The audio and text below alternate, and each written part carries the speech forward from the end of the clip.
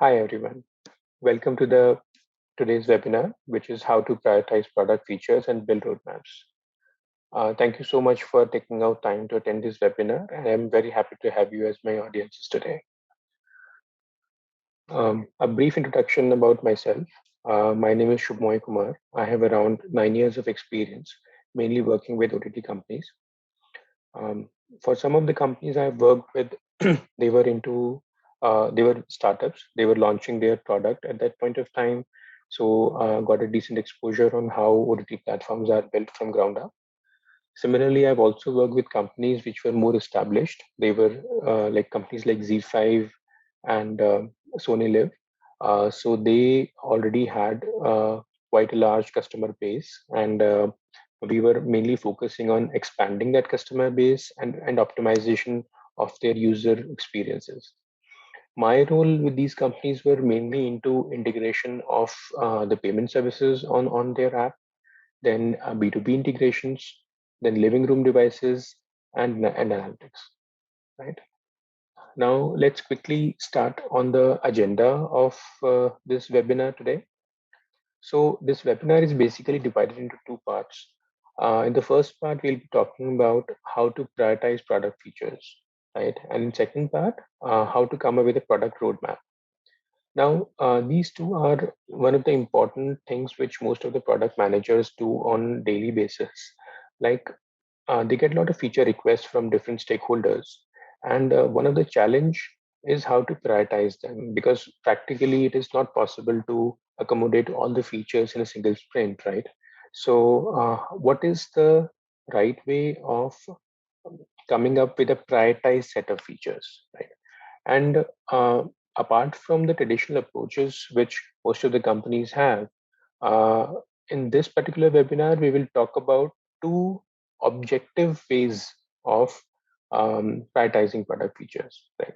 The first one is Kano model, and second one is weighted scoring. I'm sure most of you might already be aware, but we will go into details of both the models, and we'll try to understand them and how we can use them in our day-to-day product feature prioritization exercises. Right. Now, uh, like, what is the need of prioritization? Why do we need to prioritize features, right? So, like most of the companies, their marketing and business development teams, they have their own set of feature requests. And since business development in particular, they bring in revenue for the company. So when the feature requests come from them, it automatically takes a priority because they bring in revenue for the company.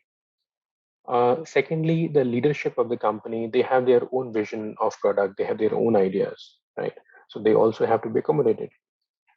And of course, there will always be budgetary constraints. Even very large companies will also put a cap on budget at certain point of time. So there's always a limited budget, and that's applicable in most of the companies, right? And being a product manager ourselves, we also constantly do competition analysis, and we find out that in certain areas, our competitions are doing slightly better than as what we are doing. So we definitely try to improvise on those areas. So those features are also need to be accommodated in our own list of features. Then, of course, engineering team, they have since they have limited resources and time, so they don't want to accommodate certain features in this particular sprint or release. They want to do it in the next release. However, we have a pressure from other stakeholders to get it accommodated in the same sprint. So, so again, I mean, how do we handle that, right? And last but not least, the customers, and they are really, I mean, it's not easy to please them, right? Because there are so many of them, so many customers, and they all have their own expectations from the product. So how do we handle all such feature requests, right? And that's where we need to have an objective approach of coming up with a feature prioritization, right? So that's what is the need of prioritization. Now, one of the common strategies which are used in product prioritization product feature prioritization is like, for example, the first and foremost, and I think which is one of the still very effective ways is the team discussions. So like all um, the teams from product, teams from engineering, teams from leadership, they all have to have constantly meetings in which they come together and they try to discuss the features in detail, try to try to explain the why, the reasons behind the urgency to integrate that particular feature, and we need to have a buy-ins from all of them, right? And once we reach on common consensus, then we can decide on the priority of a certain feature, right? Second, of course, is the customer first approach. Uh, Customer is most important for all the companies, right? If we are not taking care of our customers, someone else will, right? So definitely, customer is of prime importance. Now, if the customers are facing certain issues, or if the customers are not able to perform certain basic tasks on our on platforms, then definitely that becomes the feature top priority feature to be fixed immediately, right? Uh, Next is the value add estimate of each feature. Now, for example, um, we have to come up with certain high level estimate that what kind of value a particular feature will add to the product. For example, if we have if we want to offer user personalization or user profiling within our apps, right? Um, like that's a big feature to integrate within the app. However, what kind of value add does it bring in? That analysis has to be done, because basis that that analysis basically helps in, again, prioritizing. Like if it is bringing a lot of value, obviously it becomes important and important feature to be integrated. And if it is not bringing a lot of value, then it can be deprioritized for now, right? And of course, the most important another most important thing is like uh, to come up with an estimate in terms of delivery times and the cost. So as we discussed earlier, like every company will put a cap on the budget. So the delivery has to happen within stipulated time and at the stipulated cost. So if certain features are taking time or cost more than what is budgeted, then it has to be reconsidered, right? Now let's start getting into the details of Kano model, right? Uh, Kano model was devised in 1984 by Professor Noriaki Kano in Japan. Right? He presented a paper in which he mentioned about ideas and techniques that can help in determining customer satisfaction with product features. Now, his paper was something which was generic for most of the industries, and that paper has application in product management as well. So we will discuss that in slightly more detail. Now, according to Professor Kano, there are five categories of features using which customer satisfaction can be bring in for the company, right? So these five categories, like first one, out of these five categories, first one is must be features. Now, must be features are those features which the customers expect that they will be there by default. You don't have to ask for it, right? So, for example, if we are talking about an OTT app and a customer sees a trailer in the context in the menu, he taps on it. The basic expectation would be that the playback will happen. The customer does not need to request that if I tap on a player icon, it will start playing, right? So that is the basic expectation. So um, if that playback is not happening, it will cause dissatisfaction for the customer. So second category is performance or one-dimensional feature. These are mainly they come into picture when we are comparing the two similar products. So, for example, there are two OTT apps. The kind of features they are offering to their end customers, they come into this category. We will discuss that in slightly more detail on in upcoming slides. Third is attractive features. These are those features which customers don't expect. However, if they get it, then the customer delight, it skyrockets. It helps a lot. Next, two are indifferent features. These are those features which customers are being offered, but they're not even aware of it, right? So, for example, on OTT platforms, if we, what kind of DRM are we using on our product? That is, customers are not very much cognizant of that. They're not aware, even aware that if some DRM is there in place or not, right? So that is an indifferent feature. And reverse quality features are those features like they're kind of overkill, right? We come up with certain uh, ways in which like we uh, try to offer something which is best for the customer, but that becomes slightly overwhelming, and which ultimately leads to the dissatisfaction. So so of course, like first three categories definitely should be the part of our roadmap, and next two should not be, because they might lead to the customer dissatisfaction, right? Now let's start going into details of all these five categories. The first one is must be features. Now if we want to understand like these must be features in slightly more detail, uh, let's um, let's have our, on x-axis we have implemented versus non-implemented.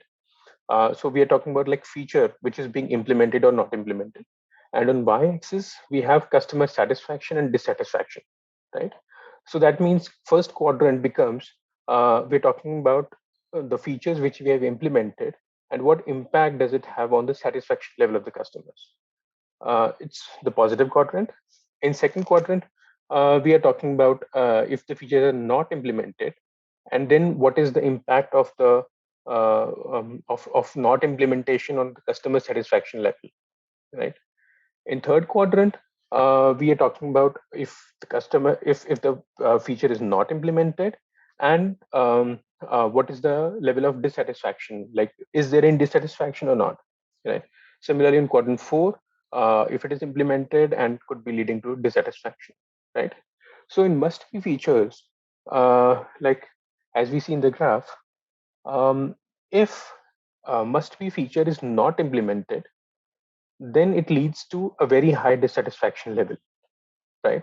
However, if it is implemented, even then the satisfaction level is not that great, right? The reason is these are the basic features which customers expect to be there in the product. They don't need to ask for it, right? So if they are there, then the customers are neutral because they're expecting it. If they're not there, then the customers are highly dissatisfied. They will just go to some other product, right? Next category we're talking about is performance or one-dimensional features. So performance features are those features which which are like add-ons for on our product for our customers. So they are normally kick in when we are doing comparative analysis between our product and someone else's product. So for example, on OTT platform, we are offering multilingual support, right? So if one platform is offering multilingual support and other platform is not, then definitely the platform number one is preferred platform because that is giving more options to the customers, right? And the reason it is called one dimensional is because like the more such features you add on a platform, more satisfaction level it increases for the customers. It basically increases the delight of the customers, right? So so that's why, I mean, it's a very linear curve where you keep implementing the features, you keep offering more features, the customer satisfaction level keeps on increasing. So, and if they're not there, then customer dissatisfaction increases. So as we see in this graph, we keep implementing the features, the satisfaction level keeps increasing. If we do not implement these features, the dissatisfaction keeps on increasing, right? The third category we're talking about is attractive features or the delighters. Now, these are very interesting features, like because like customers don't expect these features to be there in the platform. However, if they are there, then it skyrockets the customer delight, customer satisfaction level. So, for example, if you see like if if these features they are not implemented, then there's not much impact on the satisfaction level. It is still fine. However, if they are implementing them, then it skyrockets, right?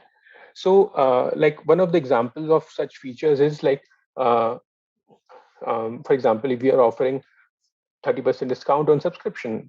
So we have a OTT platform where we are selling a subscription at 100 rupees a month. Now, the customers are expecting that when they buy a subscription, they have to pay 100 rupees. However, once they go on subscription page and they discover that there is 30% off going on, and they just have to pay 70 rupees for the same duration, then it definitely makes them happy, right? It delights them. So these are those features which customers are not expecting. However, if they get it, then they become very happy. So if they're not there, then they're not dissatisfied. It's just that when they get it, they become very happy, very excited, very delighted, right? Now, coming to the next category, which is indifferent features.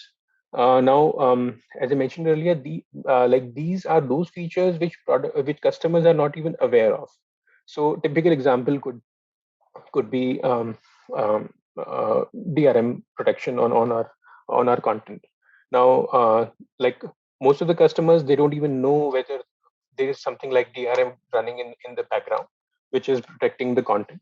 So they are basically agnostic to it. So if we have DRM in place, or we don't have DRM in place, it doesn't matter to our customers. It doesn't lead to any satisfaction or dissatisfaction.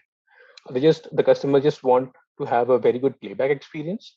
But what kind of protection is being used in the background, that is something they're agnostic to, right? Now, reverse features. Now, reverse features are something which I think all the product managers should be very careful about. So sometimes we want to offer the best experience to our customers. However, in that process, we tend to overkill, right? So, for example, if a user registration form has 20 different fields which user has to fill before registering, before consuming any content, it leads to dissatisfaction because filling a lot of information is something which kills experience. The users normally they come with an intent of consuming the content. However, if they are subjected to provide so much information, it basically like they lose their focus of content consumption, and it basically kills that momentum, right? So it is very important that we have that right balance in which we like when we ask users to perform certain tasks, it should not kill their experience, right? So these are the reverse features which basically kill the customer good experience, and it leads to the dissatisfaction, right?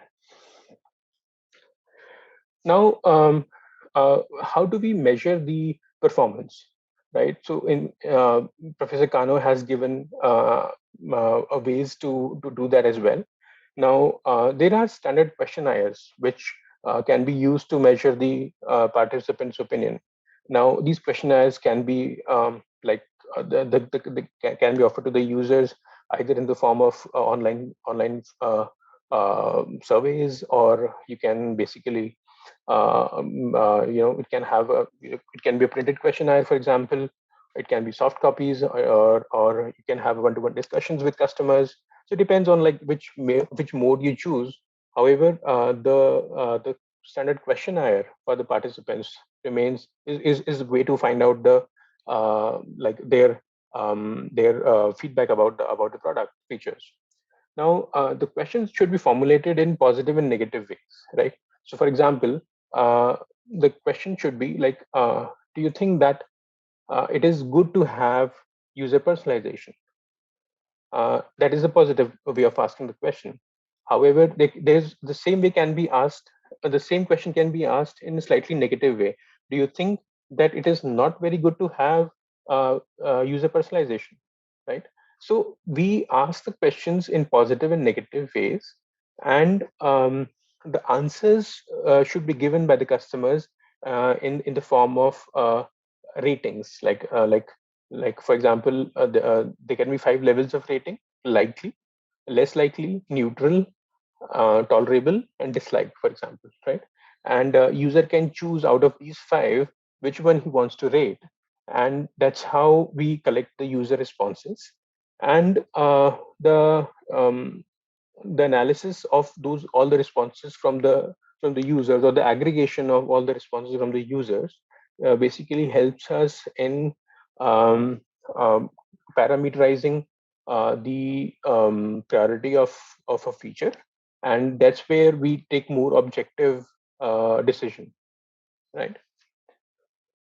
So that's about Kano model. Second is weighted scoring method, right? Now, weighted scoring method is there with us from quite some time, and many companies are already using it. So basically, it is the numerical scoring to rank features against benefit and cost categories, right? So if you want to uh, make a decision of product priority basis, what are the benefits which we are getting and how much cost it is incurring to the company. So this is the model, right? The goal is to prioritize product features basis quantitative value calculated for each feature. So let's go into detail. Like, in order to come up with a weighted scoring model for a certain set of features, first of all, we need to list all the features which have to be developed, right? Then we assign all the we find the criteria on which impact the weight of that criteria, right? So, for example, ROI can be one of the criteria which is important, and we assign certain weight to that criteria. So the list of features on the features which have impact on uh, which are in that category of what is the impact of ROI on our feature, that is uh, that will depend on the weight which we are assigning to that criteria, right? So, so we assign weights to each of the criteria, and then we come up with a weighted matrix for all the features. And then once we have weighted matrix in place, we assign rank to each of the feature basis the final weights in the matrix, right? So let's try to understand that with the help of an example. We define a criteria could be ROI, cost, pricing, support, and time taken to come up with a feature, right? And we assign weights. So ROI and cost could be the most important criteria for my product roadmap. So what I'll do is I assign them highest weights, and then pricing is next most important thing. So that is slightly lesser weight, and then support of and time, they are slightly lesser. They're further lesser, so they have assigned lesser weights, right? Now, basis these categories of ROI, cost, pricing, support, and time, we assign certain points to each of the features in the uh, feature list. So the features we're talking about here is like multilingual support. We want to offer multilingual support on our platforms. We want to offer continue watching feature for our customers for all the platforms, user personalization, new and improvised search, recommendation engine.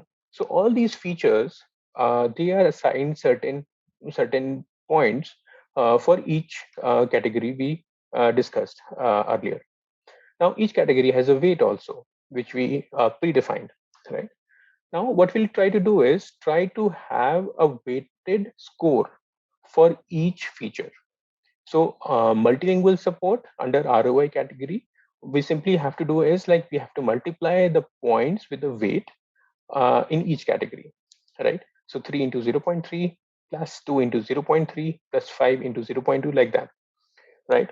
And then we come up with a score, which is summation of all the weighted um, points for each feature, right?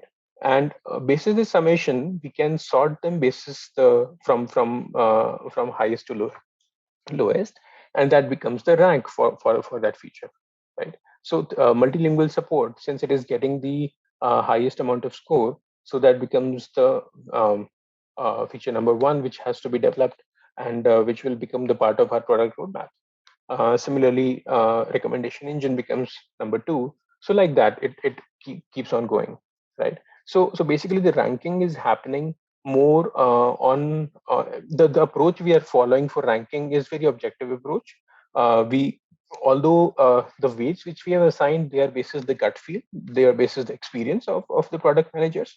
However, uh, it has a buy-in from all the stakeholders also. So it is not just like totally guesswork, but also it has a thought process behind it. It has strategy behind it, right? Now, to summarize these two models we just spoke, so weighted scoring attempts to prioritize objectively, while Kano model focuses on prioritizing the features based on the customer's delight, right? So that call has to be taken by product managers, like which approach is more suitable for which platform. There's no single rule or thumb rule which will work for all the conditions, right? I mean, that call has to be taken on the fly. So, for example, if you have a large user base and the customer delight is definitely more important, then Kano model is way to go. However, if right now the product is still under launch phase and the customer base is not that huge, then weighted scoring might be the way to go. But still, it'll again depend on other factors, other parameters which we discussed in the webinar before, right? Now, coming to the second part of this webinar, how to build product roadmaps. Uh, so first of all, what not is a product roadmap, right? That's very important because this is a common confusion. Like many of us have, like product roadmap is not just a list of features, right? It is not just a product management tracker, and definitely it is not a product backlog. So if you have a list of 20 Jira tickets which are there in the backlog, that doesn't become your roadmap. No, the roadmap, the difference between, for example, a backlog and a product roadmap is backed by a strategy. It is backed by certain thoughts. It has a vision behind it, right? So it is not just a laundry list of tasks which have to be done in upcoming days, right? So the goals of having a product roadmap is like it has a product vision and strategy, right? It has a very clear execution plan in place, right? It has expectations.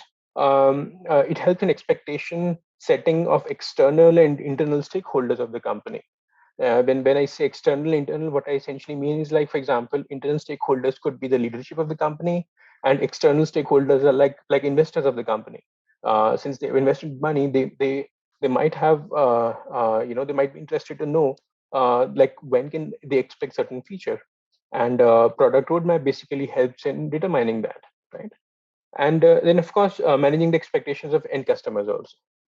So basically, a roadmap is something which gives a very clear-cut picture of the features which different stakeholders can expect at what time, right? Now, there are mainly four types of product roadmaps. One is the first one is executive roadmap. So they are mainly for our leadership. They have high-level concepts like customer satisfaction, growth, churn, for example, and the things which the top management is interested.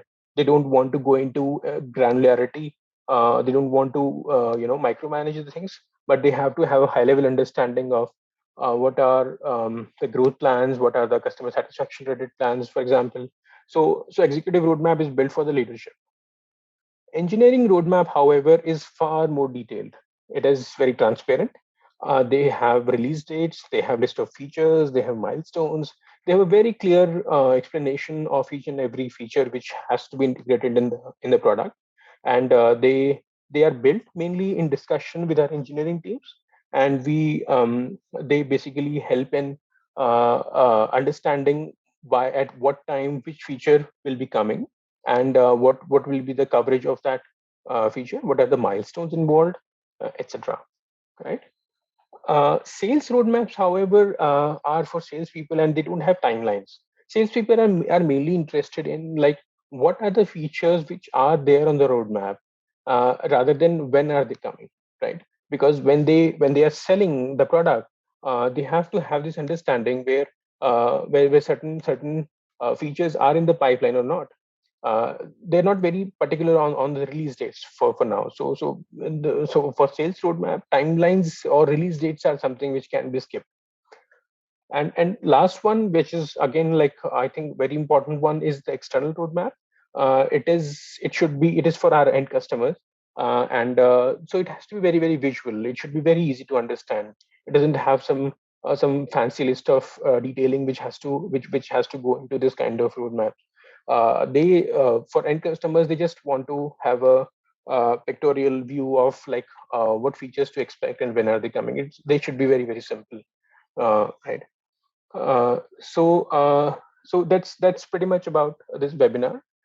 Thanks again for attending this webinar, and if you have any questions, I'm very happy to answer them. This is my LinkedIn handle @Shubmoy, and I look forward for your feedback, comments, questions. Thank you so much, and have a nice day.